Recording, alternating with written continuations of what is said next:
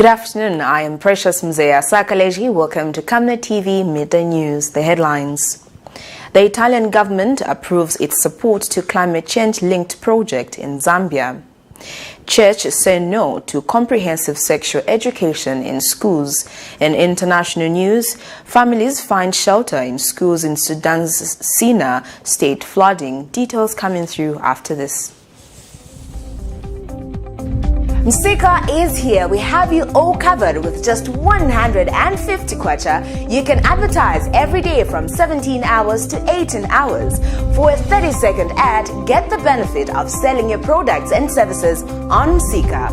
For more details, call our marketing department on +260 953 995099 +260 962 444-726 or +260 971 177 467. Email us on info@camnettvafrica.com. Terms and conditions apply.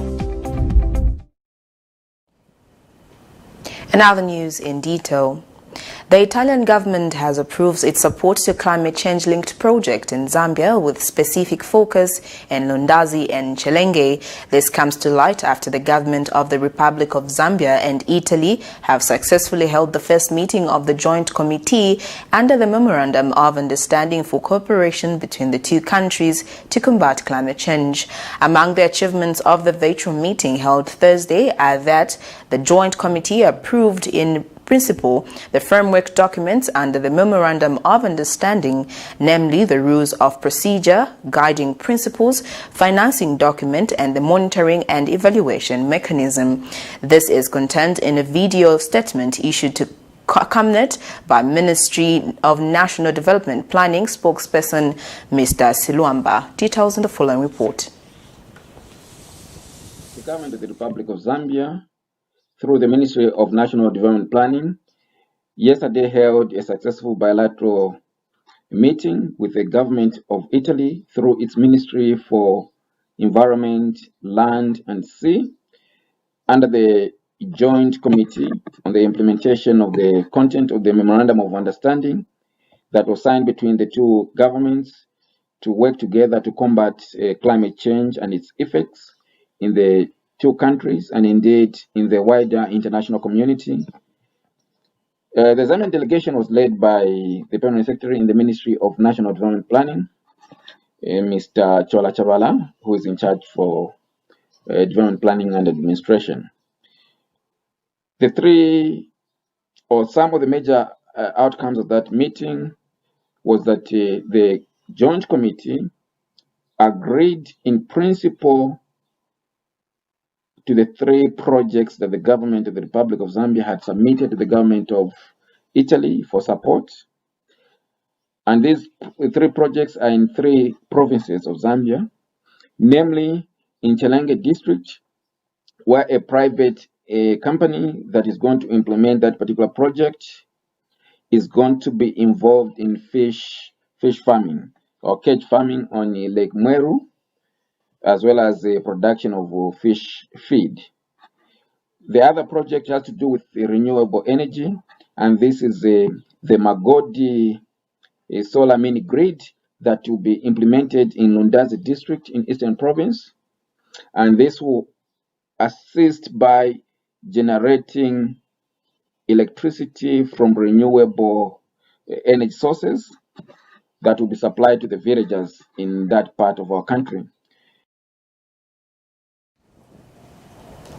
In other news, the Evangelical Fellowship of Zambia EFZ has made a special appeal to government through the Ministry of General Education to withdraw the teaching comprehensive sexual education in schools as a compulsory subject. EFZ Board Chairperson Bishop Paul Mususu tells the media that CSE has proven to be detrimental to the growth of children who may depart from the right ways and follow the teachings of sexuality.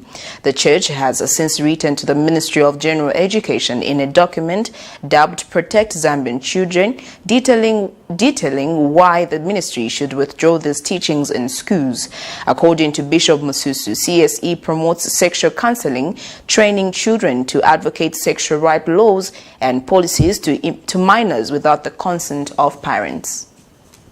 Comprehensive sexual education topics are slowly gaining momentum, especially now when the people seem to be in the know-how. On Friday, the clergy publicly denounced the program, calling for its immediate removal until such a time.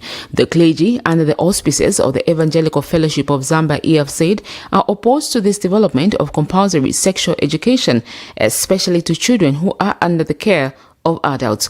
Comprehensive sexual education, otherwise known as CSE, is currently being rolled out in most African countries, and in Zambia 75% of the schools are implementing this program. Reading a statement on behalf of the clergy, Bishop Paul Mususu says the program should be discontinued until consultations are done. He says the country has values that needs to be protected. Withdraw it for now, and if you like, we can now go into consulting. The people that matter here are the Zambians. Is this something that we can appreciate and condone as Zambians? And do Zambians really understand the underlying factors on this CSE? If we don't, it is helpful for people to be educated and say these are some of the things. Because you see, just the fact that someone has got the money and they are funding certain programs, it doesn't make it right. And as a country, we have some values to protect, and thereby a consultative process is the best. And speaking at the same event, Bishop Joshua Banda has urged parents to take keen interest in what children are taught in schools. He says Zambia, being a Christian nation, it needs to ensure that the values are inculcated in the teachings of the pupils. We are calling for a withdrawal of that whole program. That is to say that there are aspects of the rollout of comprehensive sexuality education that actually build ground for the more rapid and general acceptance of certain practices, such as, in this case, we've responded to the question, homosexuality, same-sex marriage, and these kinds of activities, which in our country, based on our values, Christian values, as well as cultural norms that we've had for many, many years, are contrary. Those things are contrary to the norms that we have adopted. We know that the education sector plays a key role in shaping the future of our children. But from a biblical angle, the primary location for setting stage for where the children go is in the family. Comprehensive Sexual Education CSE is a sex education instruction method based on curriculum that aims to give pupils, students, the knowledge, attitudes, skills, and values to make appropriate and healthy choices in their sexual lives. The church becomes the second to publicly denounce CSE, with the first being Chief Chitimukulu, who told the Minister of Guidance and Religious Affairs to advocate for the removal of this program in schools. Sharon Kalimbula, Camnet News, Lusaka. The Lusaka City Council Administrator Nixon Nkwapu has appealed to bar owners to follow laid-down health guidelines as they conduct their operations during the partial opening of the sector by His Excellency the President of the Republic of Zambia, Edgar Chagwa Lungu. Mr. Nkwapu noted that bar owners and operators should take the responsibility of making sure health guidelines are followed by patrons while in their facilities. Mr. Nkwapu said bar owners should not allow patrons to disregard the gesture from government by partially opening the sector, as it has taken time for government to ease measures on bar operations. He has also cautioned the people involved in liquor trading to operate within the time frame that government has allowed to avoid inconveniences. He said this during the launch of Responsible Together campaign under the Smart Drinking Initiative, where LCC and ZB signed an MOU last week to commemorate Global Beer Responsible Day. More in the following report. Our operators, our liquor undertaking operators, they are aware that this has taken a lot of time for government to ease this sector in terms of our operations because of the education, because of the behavior of the people when they indulge in alcohol consumption. So a lot of careful consultations and interactions was undertaken for government to reach such a point, make that important pronouncement. So our continued appeal is that we strictly adhere to the health guidelines that are provided for us to continue preventing the continuous spread of COVID-19. I will re-echo what His Excellency the President, Dr. Edgar Chagolungu, said, which was equally emphasized by the Honorable Minister of Local Government, Dr. Charles Banda, to say we need to take responsibility as we open these undertakings.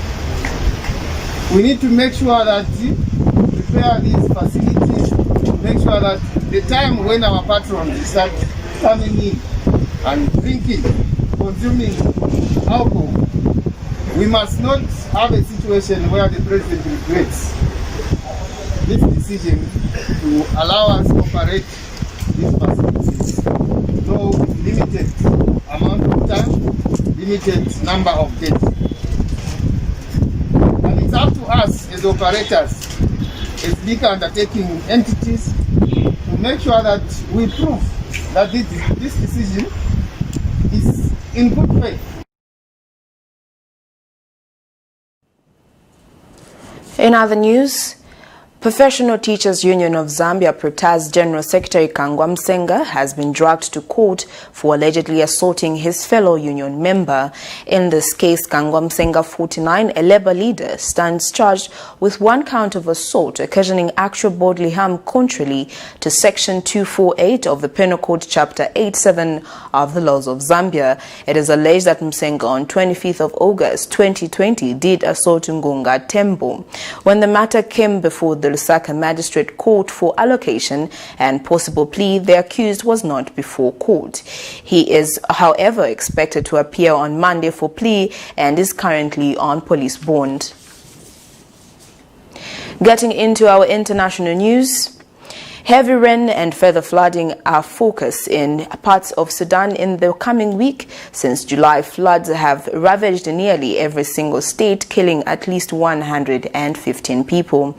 The United Nations is scaling up emergency food assistance, and hundreds of thousands are living in desperate condition in makeshift camps. In other news, the U.S. Justice Department is reportedly looking to use a rarely used sedition law against Black Lives Matter protesters in Portland. The city has seen 2 months of demonstration against police brutality following the death of George Floyd. We monitored Al Jazeera for more. Portland has become the flashpoint of America's culture wars. There have been well over 100 consecutive days of Black Lives Matter protests demanding justice for George Floyd, Breonna Taylor, and other black people killed by police. We care about Black lives, and I'm a mom, and I heard George when he called out Mama. That's why I'm here. That's why I'm here. Because George called out for his mama. What are you doing? President Donald Trump sent in federal law enforcement in late July, ostensibly to protect a federal courthouse. That intensified the protests, some of which went from peaceful to violent. Officers are taking lawful action. Do not interfere. Stay back. Police arrested scores of people. In recent days, protesters say the number of demonstrators has decreased sharply. But the Trump administration is contemplating a new legal crackdown. In response to the protests here and in other cities, the U.S. Attorney General, William Barr, has reportedly urged federal prosecutors to bring charges of sedition against some of the people involved. That's a rarely invoked federal law designed to punish people who try to overthrow the government of the United States. Legal scholars question whether such charges would hold up in court. And if you look at the most recent examples where sedition has been charged under this act, it's not been successful. I think juries and judges alike tend not to like to convict on this unless there's real hard evidence to show that there's an imminent threat to the government. No peace! Experts say aggressive prosecution could stifle legitimate free speech and political expression, which are protected under the U.S. Constitution. I think the threat of the arrest alone will be sufficient to make some people feel it is not safe for me to go out on the street and exercise my First Amendment rights. And the thought that the government would wield its power in a way that would curtail or chill or silence that type of speech should be really frustrating, upsetting, threatening to us as American citizens. Trump is using the protests to drum up his law and order platform during the election campaign. But a report by Princeton University shows 93% of all protests since Floyd's death have been peaceful. Rob Reynolds, Al Jazeera, Portland. We'll now look at sports news. A sport betting provider MBet has announced its partnership agreement with La Liga Stenda, the official Spanish league. Announcing this development, MBet Zambia officer manager Caristo Kanyambo says the partnership will run for a period of 3 years, starting with the 2020-2021 season. Kanyambo says MBet is committed to promoting local football talent and hopes this partnership will spur interest for local talents to aim high. The partnership will grow football fans across the East and Sub-Saharan African region. Kanyambo says the initiative marks the beginning of a stronger partnerships between La Liga and the sports betting industry in Africa. MBet Zambia has partnered with La Liga Santander, which is a Spanish football league. So we have partnered with them for 3 years, starting with the 2020-2021 season. So why we have partners with this is because La Liga has noticed that from East and South Sahara region of Africa, we have a very huge number of people that are, watching this.